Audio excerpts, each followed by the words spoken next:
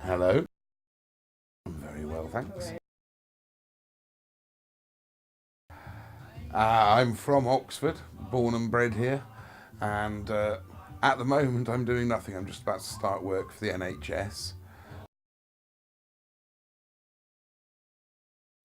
Okay, well that would have been when I was probably about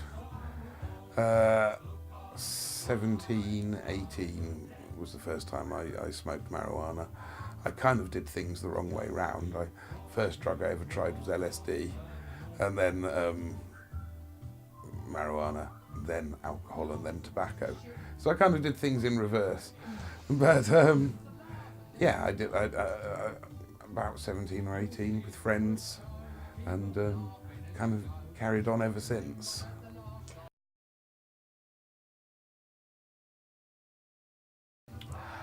Well, again, I was given the best advice on drugs ever by my mother when I was 15, 16, when she said, you're probably going to be starting to get interested in drugs now and trying them out. And I said, might be why.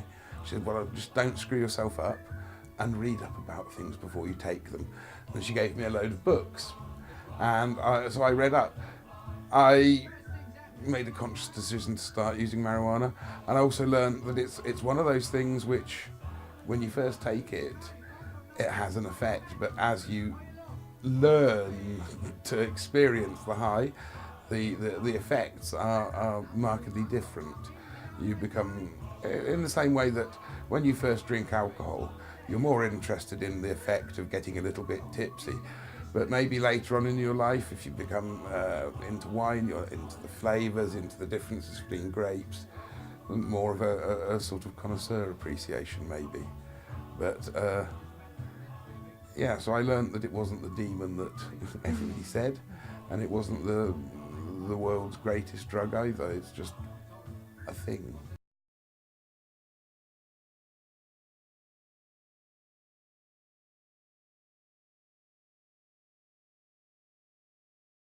Well, that would have been in the late 80s, early 90s. Got involved with a group of friends. I was already involved in free information networks, and I discovered information. The classic way was the Jack Herer book, The Emperor's New Clothes, which led me to be interested in that. I also knew people who were involved in paper making and in self-medication for medicinal cannabis. So it turned into something that we actually did the very first copy, which I haven't got one of anymore. We just did 100 copies on a photocopier on cannabis paper of this little thing and sent it with a friend to Glastonbury on his stall. And we started getting letters, so we basically tried to get the very first copy done. We imported hemp paper, and that would have been around 92 that we produced the very first issue of the Bush Telegraph. Sent it down to the next Glastonbury, and it sold out absolutely immediately, and we had to reprint. So we'd originally printed 1,500, and we ended up printing 8,000, I think, after that, because of the amount of interest there was in it.